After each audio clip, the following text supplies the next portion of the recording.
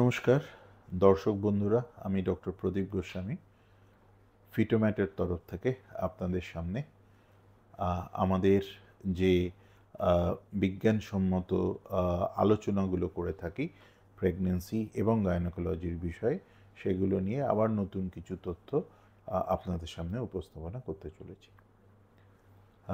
Pregnancy একটা যে কোনো মহিলার এবং তার হাজবেন্ডের কাছে অত্যন্ত গুরুত্বপূর্ণ অধ্যায়। দেখা গেছে যে প্রতি 100 জন প্রেগনেন্ট মহিলাদের ক্ষেত্রে আপ টু 95% 94% বাচ্চার ক্ষেত্রে কোনো সমস্যা হয় না, কিন্তু অ্যাপ্রক্সিমেটলি 4 থেকে 6% 4 to 6% বেবিসদের ক্ষেত্রে বাচ্চার কিছু কিছু সমস্যা হতে পারে। এই সমস্যাগুলো কখনো কখনো গঠনগত হতে পারে, যেমন হার্ট, লাং, ব্রেন, কিডনি, হাত, পা, মুখ এ সমস্ত কোনো ত্রুটি থাকতে পারে, অথবা কখনো কখনো এই সমস্যাগুলো জিনগত হতে পারে। জিন বা ক্রোমোজোম আমাদের শরীরের সেই অংশ যেগুলো বাইরে থেকে দেখা অথবা বোঝা যায় না, কিন্তু এগুলো হচ্ছে আমাদের শরীরের সেই ব্যাটারি যেগুলো আমাদের বুদ্ধি, বিকাশ, রোগ ভোগ, ভালো থাকা, খারাপ থাকা সব কিছুকে কন্ট্রোল করে। সমস্যা হলো যে জিনগত সমস্যা বাইরে থেকে দেখা অথবা বোঝা যায় না, খালি চোখে আল্ট্রাসাউন্ডের সাহায্যে আনবোর্ন চাইল্ডদের ক্ষেত্রে জিনগত সমস্যা দেখা অথবা বোঝা যায় না। সেই জন্য বিশেষ কিছু পরীক্ষার সাহায্য আমাদের নিতে হয়। প্রাথমিকভাবে এই টেস্টগুলো হচ্ছে একটি বিশেষ রক্তের পরীক্ষা, যেখানে রক্তের পরীক্ষার সঙ্গে মহিলাদের প্রেগন্যান্সি রিলেটেড হিস্ট্রি এবং আল্ট্রাসাউন্ড প্যারামিটার্সগুলো যোগ করা হয় এবং যোগ করে একটা কম্বিনেশন রেজাল্ট তৈরি করা হয়, এবং সেটা অ্যাকচুয়ালি একটা প্রবাবিলিটি অ্যানালিসিস বা একটা সংখ্যা তত্ত্বের অভিবাদন, যার সাহায্যে আমরা বুঝতে পারি যে গর্ভস্থ ভ্রূণের ক্ষেত্রে কমন যে জেনেটিক প্রবলেমগুলো আছে, পার্টিকুলারলি ডাউনস সিনড্রোম গ্রুপের যে সমস্যাগুলো থাকতে পারে, সেগুলো থাকার সম্ভাবনা আছে কি নেই। এরকমই একটা পরীক্ষা নিয়ে আজকে আপনাদের সঙ্গে আলোচনা করব, যেটাকে আমরা কোয়াড্রুপল টেস্টিং বা কোয়াড্রুপল স্ক্রিনিং বলে থাকি। কোয়াড্রুপল তার কারণ হচ্ছে এখানে প্রেগন্যান্সি রিলেটেড 4টে হরমোন মায়ের রক্ত থেকে স্যাম্পল সংগ্রহ করে পরীক্ষা করা হয়। এই 4টে হরমোন হলো ইস্ট্রাডিওল বলে একটি হরমোন, দেন হচ্ছে আলফা ফিটোপ্রোটিন, তারপরে আরেকটি হরমোন হচ্ছে ইনেভিন, আর একটা হচ্ছে এইসিজি হরমোন। সুতরাং এই 4টে হরমোন মায়ের রক্ত থেকে নিয়ে তার লেভেলকে অ্যানালিসিস করা হয় এবং তার সঙ্গে আল্ট্রাসাউন্ড প্যারামিটার, বাচ্চার মেজারমেন্ট ইত্যাদি যোগ করে সফটওয়্যারের মাধ্যমে একটি প্রবাবিলিটি অ্যানালিসিস করা হয়, এবং এই পরীক্ষার রেজাল্টটা পজিটিভ, ইন্টারমিডিয়েট বা নেগেটিভ হিসেবে রিপোর্ট হয়। যে কোনো প্রেগনেন্সিতেই কিন্তু কোনো টেস্ট না করলেও ইরেসপেক্টিভ অফ এজ প্রতি 700টা প্রেগনেন্সির মধ্যে একজনের ক্ষেত্রে বাচ্চার ডাউন সিনড্রোম হওয়ার সম্ভাবনা থাকে।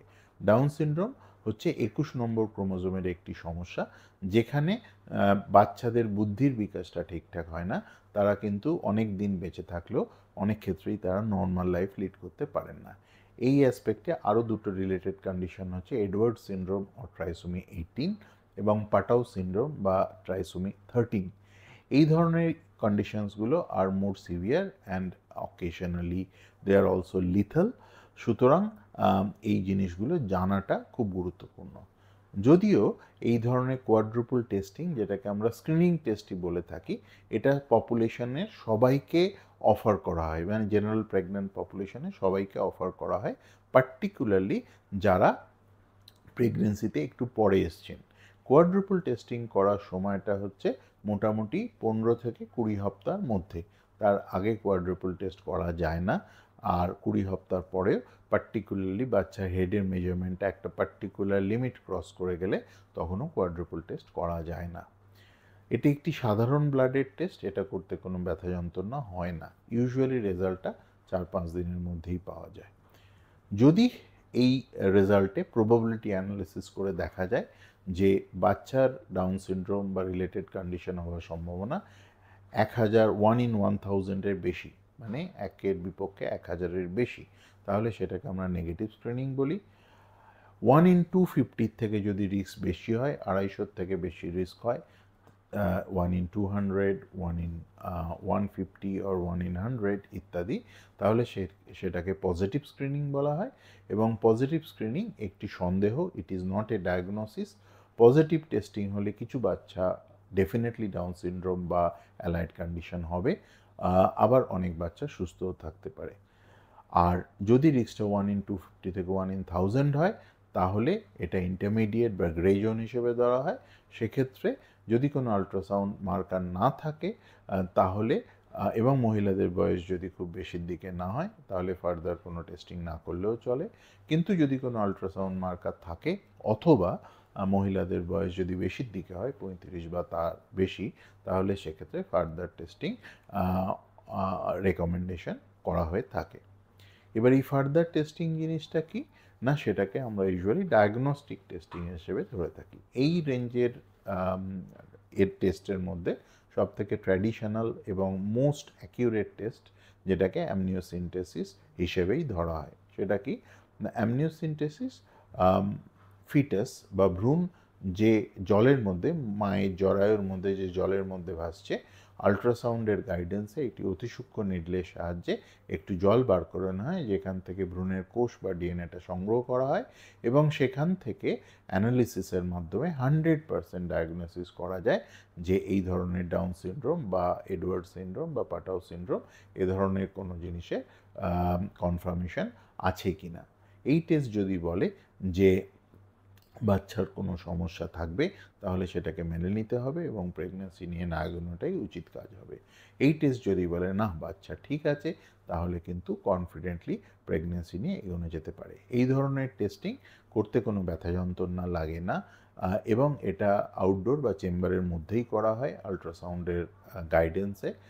আর হবার পরে একটু রেস্ট নিতে হয়, 2 দিনে একটু সাবধানে থাকতে হয়। ইউজুয়ালি রেজাল্ট আসতে আপ টু এ উইক, 5 থেকে 7 দিনের মতন সময় লাগে। এই ধরনের যে কোনো টেস্টে 0.3% রিস্ক অফ মিসক্যারেজ থাকে, মানে 1000 জনের মধ্যে 3 জনের ক্ষেত্রে কমপ্লিকেশনস হওয়ার সম্ভাবনা থাকে।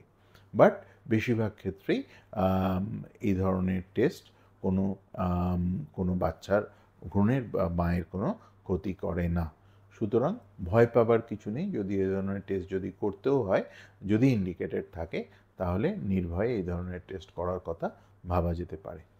আর একটি টেস্ট যেটাকে আমরা এনআইপিটি স্ক্রিনিং বলি, সেটা কি না, মায়ের রক্ত এবং বাচ্চার রক্ত মায়ের শরীরের মধ্যে মিল খায় এবং মায়ের রক্ত থেকে ভ্রূণের ডিএনএ নিয়ে পরীক্ষা করে ডাউন সিনড্রোম আছে কি না আছে সেটা 99.9% অ্যাকুরেসি নিয়ে বোঝা সম্ভব। যদিও এই ধরনের টেস্টের কিছু লিমিটেশনস থাকে, তাও অনেক ক্ষেত্রেই যারা অ্যামনিওসিনটেসিস করতে ভয় পাচ্ছেন অথবা রিস্কটা এমনই লেভেলে যে ডাক্তার মনে করছেন যে অ্যামনিওসিনটেসিস না করে এনআইপিটিও করা যেতে পারে, নন ইনভেসিভ প্রিন্যাটাল টেস্টিং করা যেতে পারে, তাহলেও এই ধরনের টেস্টের সাহায্য নেওয়া যেতে পারে। এনআইপিটি টেস্টে 97% ক্ষেত্রে ইয়েস নো অ্যান্সার পাওয়া সম্ভব হয়। আপ টু 3% ক্ষেত্রে মায়ের রক্ত থেকে ভ্রূণের অ্যাডিকুয়েট ডিএনএ নাও পাওয়া যেতে পারে, যেটাকে নো কল রেজাল্ট বা ইনকমপ্লিট রেজাল্ট বলা হয়। যদি এরকম সমস্যা হয়, তাহলে সেক্ষেত্রে ইনভেসিভ টেস্টিংয়ের সাহায্য নিয়ে পুরো জিনিসটাকে রিকনফার্ম করে নিতে হয়। এই ধরনের বিজ্ঞানের অগ্রগতির সঙ্গে সঙ্গে গর্ভস্থ ভ্রূণের স্বাস্থ্য পরীক্ষার যে অপশনসগুলো আমাদের সামনে আজকে এসছে, হয়তো কিছু বছর আগেও এই জিনিসগুলো ভাবা যেত না। আজকে সুস্থ সমাজের জন্য একটি সুস্থ বাচ্চা হওয়ার জন্ম এবং সুস্থ দেশের প্রগতির জন্য একটা সুস্থ বাচ্চা হওয়ার জন্ম অতীব গুরুত্বপূর্ণ। একজন অসুস্থ বাচ্চা যদি ফ্যামিলিতে আসে, তাহলে হোল ফ্যামিলি গেটস অ্যাফেক্টেড এবং যদি কারোর প্রথম বাচ্চা থাকে, সুস্থ বাচ্চা থাকে, তাহলে সেই বাচ্চারও কিন্তু অনেকই অসুবিধে হতে পারে। এই ধরনের টেস্ট আজকালকার দিনের প্রেগন্যান্সিতে মাস্ট। কোয়াড্রুপল মার্কার বা ডাবল মার্কারের মতন টেস্টগুলো মাস্ট, এবং তাতে যদি কোনো সন্দেহ থাকে, তাহলে অ্যামনিওসিনটেসিস বা সিভিএস টেস্টিংয়ের মাধ্যমে পুরো ব্যাপারটা রিকনফার্ম করে নিতে হয়। কখনো কখনো এনআইপিটি টেস্টও করা যেতে পারে। আশা করি এই সংক্রান্ত যে তথ্যগুলো আজকে আপনাদের সামনে রাখলাম আপনাদের ভালো লাগবে এবং ভবিষ্যতে এরকমই ইন্টারেস্টিং টপিক নিয়ে আবারও আপনাদের কাছে ফেরত আসবো। আমি doctor Pradeep Goswami. Thank you.